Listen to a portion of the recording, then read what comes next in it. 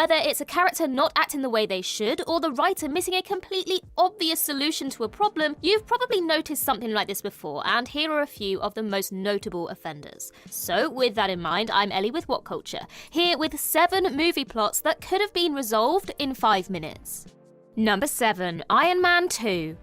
In Iron Man 2, Tony Stark's arc reactor, the very thing stopping several pieces of shrapnel from penetrating his heart, is also poisoning him. Not being one to just sit around and accept his slow, painful death, practically the entire movie finds him searching for a way to replace the reactor's palladium core and save his life. This impending doom makes his behaviour more reckless, fueling many of the movie's dramatic moments, including the controversial party scene. He even goes so far as to create a brand new element, the material that ultimately solves his problem. Now, Tony Stark is a stupidly smart guy, and yet there are 2 far simpler solutions to his health issue that he conveniently doesn't think of. The first, and most obvious, is surgery. Why not go under the knife and have the shrapnel removed? It's not like that's impossible. In fact, at the end of Iron Man 3, he has an operation just like that. It's too logical an option for Tony to not think of it, and what's more, it would cure him permanently. An alternative play would be for him to hook himself up to the car battery he used back in the first Iron Man. This would be too cumbersome to be a long-term cure, but it would give him the time to detoxify, and it would take a long time for the palladium poisoning to reach critical levels once again. With this poisoning absent, Tony's desperate behaviour, and consequently a lot of the plot, would vanish. The whole create a new element thing feels unnecessarily convoluted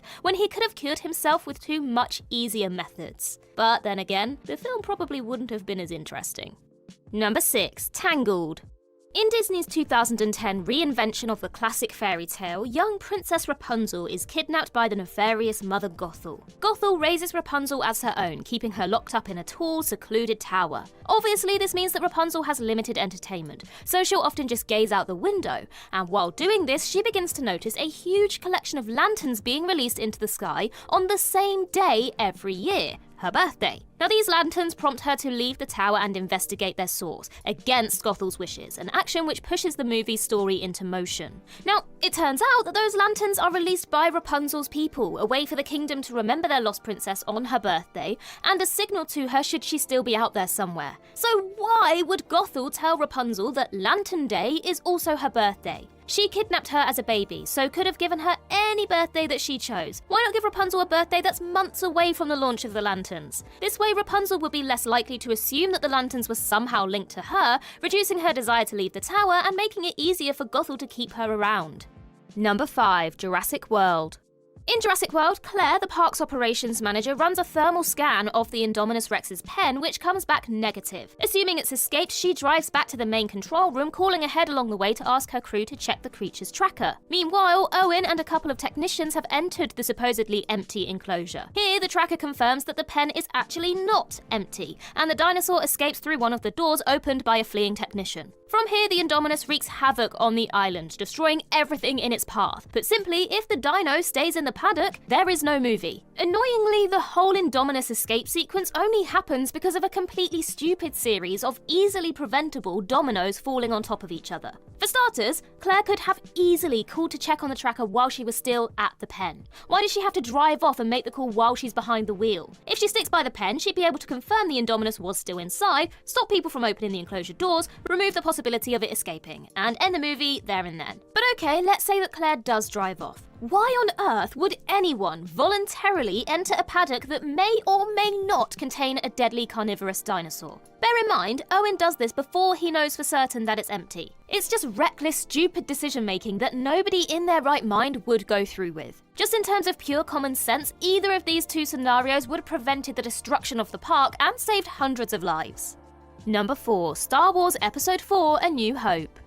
At the outset of the first ever Star Wars movie, R2-D2 and C-3PO, the former carrying the Death Star plans, board an escape pod and are launched down to the surface of Tatooine, away from the clutches of Darth Vader. From here, they encounter Luke Skywalker and Obi-Wan Kenobi, head to Mos Eisley, and eventually meet up with the Rebels, who use the Death Star plans to exploit a weakness in its exhaust port. Boom. From the bad guys' perspective, the story of A New Hope could have been neatly wrapped up within the first few minutes of the movie, and they could have easily prevented the eventual destruction of the Death Star. while R2 and 3PO are flying through space in the escape pod, they're actually spotted by a couple of Empire officers. So blow up the pod, you might think. Death Star plans destroyed, problem solved. Well, scratch that, because these officers chose to do nothing, all because the pod didn't contain any life forms and they assumed it had short-circuited. But shouldn't they be on high alert? They know the rebels have the plans, and oh look, there's an escape pod fleeing the scene. If there's even the slimmest possibility that the pod contains the plans, it has to be blown up. Sure, they may have wanted to save energy or something, but that doesn't make any sense considering we see plenty of trigger-happy ships throughout the entire franchise.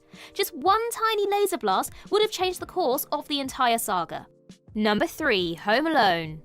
After Kevin's mum realises that she accidentally left him at home, she justifiably has a bit of a panic before calling the authorities and asking them to send an officer to go and check on him. When the officer actually arrives at the house, he knocks on the door a couple of times, rings the doorbell, has a quick look around and then calls it a day, radioing back to base to tell them that there's no one home and that the house is secure. And we all know how it goes from there. Kevin is left alone for days and is forced to fend off 2 burglars with a series of grotesque traps and violent weapons. It's blatantly obvious how this one would have gone down in real life, which makes it all the more dumb when you're watching it on screen. Why would a policeman give up trying to find a missing child after about 2 minutes? All the lights are on inside the house, so the fact that he doesn't assume that the child might be scared and hiding, which is what Kevin is doing, is totally ignorant. This is a wealthy suburb too, so why are the police so inept in this area? It doesn't make any sense. Yes, a lot of Home Alone is played for laughs, but there's a fine line between comedy and unbelievability, and this moment leans too far into the latter. Had the cop done his job properly, Kevin would have been taken care of until his parents got home, and wouldn't have had to absolutely batter 2 burglars on Christmas Eve of all nights.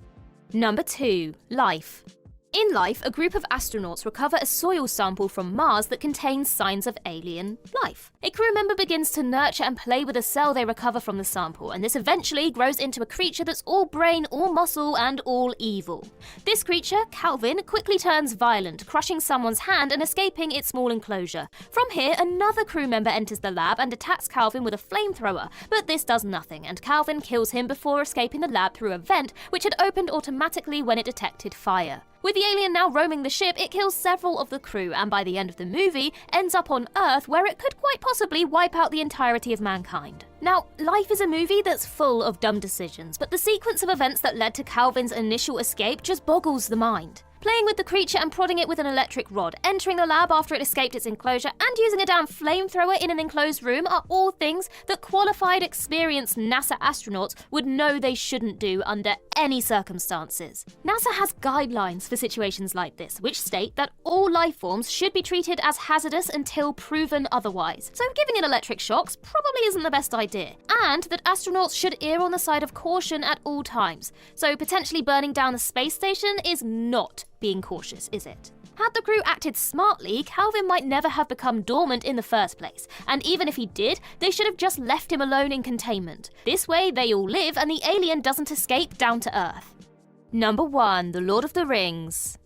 In the opening scene of The Lord of the Rings: The Fellowship of the Ring, an epic battle takes place, men and elves on one side and Sauron's force on the other. Midway through the battle, Prince Isildur chops off Sauron's finger, ending the Dark Lord's physical form and leaving the One Ring up for grabs. Since the ring should be destroyed for the greater good, Elrond takes Isildur to the top of Mount Doom, where he tells the prince to cast the ring into the fire. Enchanted by the ring's power, Isildur declines and walks away, a choice that leads to the entire Lord of the Rings saga. Frodo acquiring the ring, forming the Fellowship, Boromir's death, the Helm's Deep battle, Gollum's leading Frodo to Shelob, and everything else in between. After Isildur rejects the idea of destroying the ring, he turns around and walks along the long bridge that leads from the heart of Mount Doom to the exit. While he's on this bridge, all Elrond has to do is rugby tackle him off the bridge, sending them both plummeting to their deaths and the ring along with them. Or he could sneak up behind Isildur and push him off cleanly. Why does he stand there and do nothing? Isildur is transfixed by the ring, and he probably wouldn't even notice if Elrond made a move of any sort. With the ring gone, there would be no need for any of the Lord of the Rings movies, and thousands of lives would have been saved. Elrond even says it should have ended that day, as though he knows he screwed up. Yeah, you did, buddy. You definitely did.